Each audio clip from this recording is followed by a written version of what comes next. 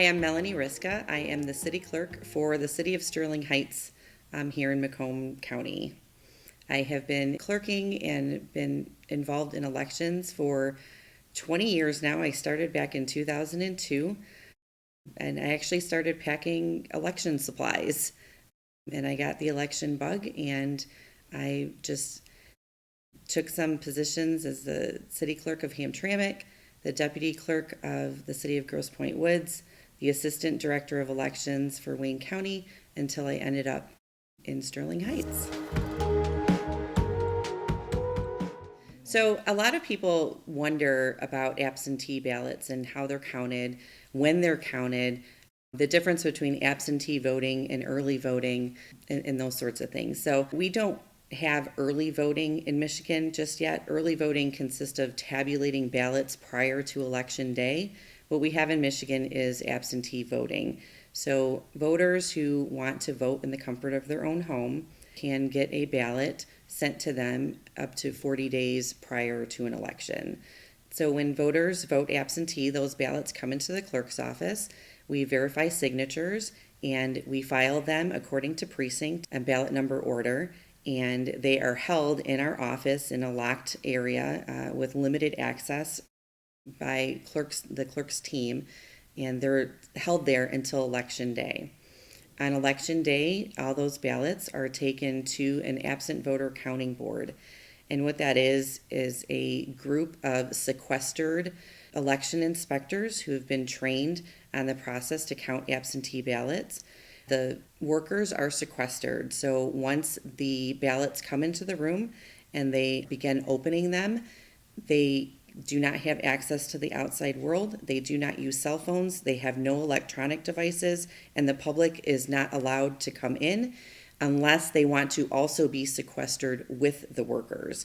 So we always welcome poll watchers and challengers in our absent voter counting board, with the understanding that they will have to remain there until at least 8 p.m., which is the close of polls that night, and they too cannot have access to their cell phones or other electronic devices. And we do that to prevent anybody looking at ballots, trying to tell the public on the outside, this is how the AVs are being voted. We really preserve the integrity of those votes as we do at the polling locations. So that's why everybody has to stay in that room and nobody has access to the outside world. So all the election inspectors that work in the absent voter counting board are sequestered. A lot of people wonder who those people are, right? So Michigan election law requires that we appoint Republican and Democrat election inspectors, and they work in teams. So as the ballots go through the processing table, we have both a Republican and a Democrat at the table just to make sure that, there's no perceived funny business going on, if you will.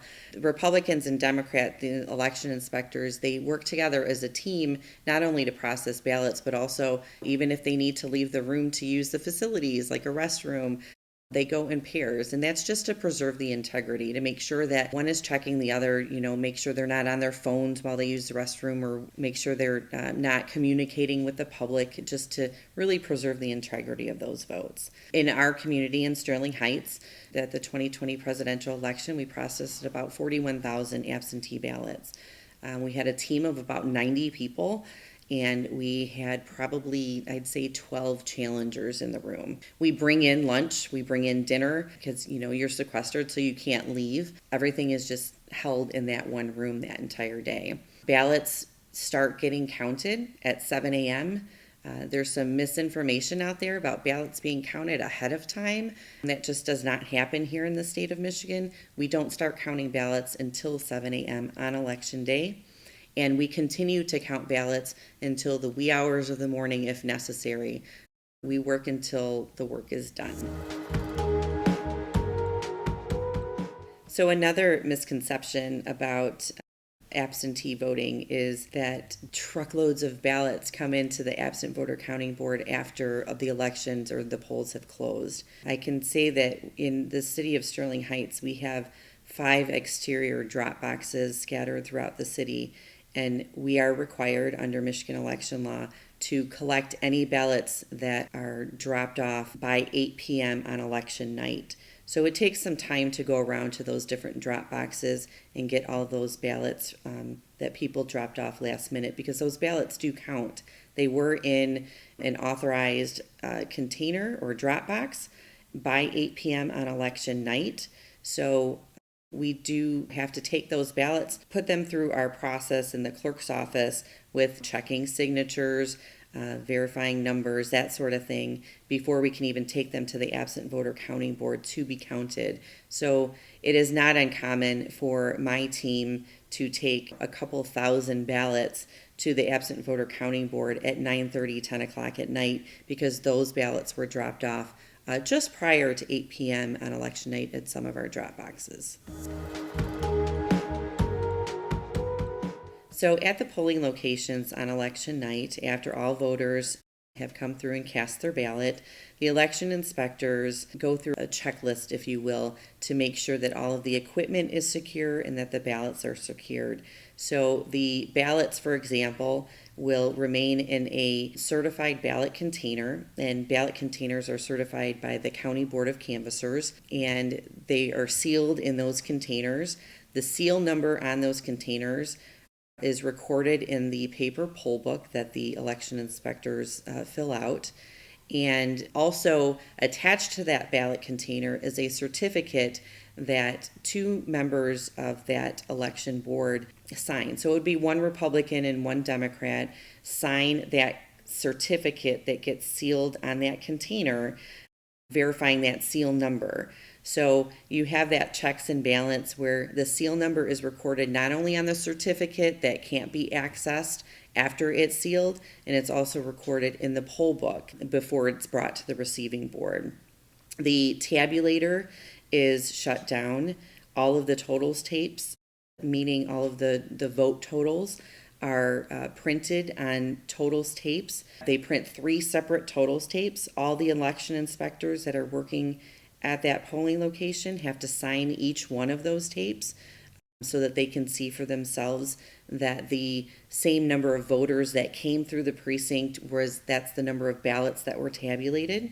And then all of that, the equipment is shut down. The flash drives, which house the actual results, are sealed in an approved container, again approved by the County Board of Canvassers. And all of that material, once it's all packed up, it's brought back to city offices to go through a process which is called the receiving board. What many people don't know also is that the polls after 8 p.m., they're open to the public. So if somebody wanted to view the process, they're allowed to do that. Obviously, they cannot be disruptive to the process. They can't disrupt the workers. But for anybody who's interested or curious as to what happens, you are welcome to stay at the polling location and witness the closing of a poll. So once the election team at the polling location have shut everything down, they've sealed all the ballots, they've sealed up all the paperwork, they've sealed the election results flash drive, they come back to city offices or township offices to go through what we call a receiving board. What a receiving board is, it's in Michigan election law that all the equipment or ballots and paperwork have to be brought to a separate team, one Republican, one Democrat. Again, we like to keep it fair and equal, so we appoint one from 2 of the major parties.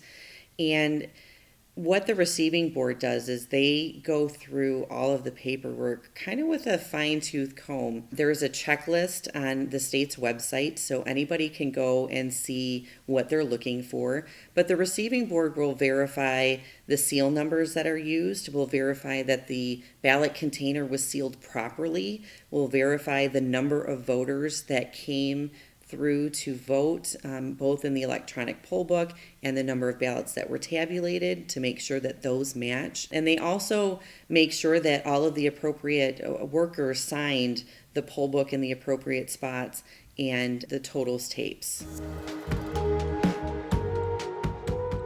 Once they've verified that all the paperwork is accurate and that we've been able to figure out if there was some sort of inconsistency, find an explanation for it, or correct it right at the receiving board, All of the material, the paperwork, if you will, is separated into one set of paperwork goes to the County Board of Canvassers, one set of paperwork goes to the County Judge of Probate, and one set of paperwork goes back to the local clerk. So now that everything's been verified, we have separated all of those numbers. So we've separated the paperwork into 3 different areas just to further ensure that numbers aren't tampered with and that paperwork isn't tampered with. So we've gone through voting on election day, how to seal the ballot containers, coming to the receiving board, verifying the paperwork, verifying seal numbers, separating paperwork so that it's with 3 separate entities to ensure that that paperwork isn't tampered with.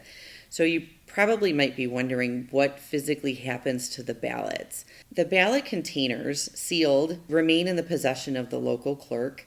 For example, in Sterling Heights, we take our ballot containers to a secure location, and they're held there during the period of canvass and thereafter. During the period of canvass, the County Board of Canvassers has 14 days from the election date to verify and confirm all of the votes that are cast. So in other words, the County Board of Canvassers take all of that paperwork that they did at the polls, that we verified at the receiving board, and now the County Board of Canvassers goes through all of that information with a fine-tooth comb. They verify everything that is in that poll book, all the results that have come through to make sure that they're accurate and that they're free of errors. If there are any errors or if something needs to be explained, the local clerk will be called in to give that explanation. If they need, for some reason, to take those ballots and retabulate them because maybe there was an electronic error of some sort, we do that under the supervision of the County Board of Canvassers. Local clerks are not permitted to open ballot containers unless otherwise directed by the County Board of Canvassers, and they have to remain under seal until 30 days after the election has been canvassed. Once we are given approval, we are permitted to open those containers and put them into long-term storage containers. Federal and state election ballots are retained for 2 years after that election. So I still have ballots in the city of Sterling Heights from the 2020 election, and I will retain those ballots until after the November 2022 election. So we talked about sending the material after it gets done at the receiving board and it goes to the County Board of Canvassers. So every county has a Board of Canvassers that is appointed by the county commissioners. There are 2 Republicans and 2 Democrats. There's a nomination process to go to the county commissioners, and then the county commissioners select from those nominated people. So in Macomb County, we have 4 canvassers, 2 Republican, 2 Democrat. Those canvassers, after the election, work very closely with the Macomb County Elections Department, and they canvass all of our precincts and absent voter counting board paperwork. So once the County Board of Canvassers has completed their work and reviewed all of the paperwork from all of the precincts throughout the county, they meet to certify the election. The public is invited to observe that meeting. Once the County Board of Canvassers certifies the election results, those election results are then sent to the state at the state level. And then the state will certify the county election results for the entire state, and then thereby the state election is certified. I think what I would want voters to know is that here in Michigan, we have a very decentralized election process where we administer elections at the local level. We're charged with the responsibility of preserving the integrity of the elections. I know personally, I'm in this business for a reason. I love elections. I love being a part of the democratic process. I wish nothing more than for all of our voters to get out and express their opinions by casting their ballots at the polls, whether that be through absentee voting or at the precincts on election day. If you take the time to learn about the process, or you take the time to reach out to your local clerk and ask questions rather than just trusting what you hear in the news and in the media. I think we would all be better served for that. There's so much misinformation out there. And at the end of the day, election workers, election administrators, we're all just people trying to do a good job and trying to make sure that your vote counts.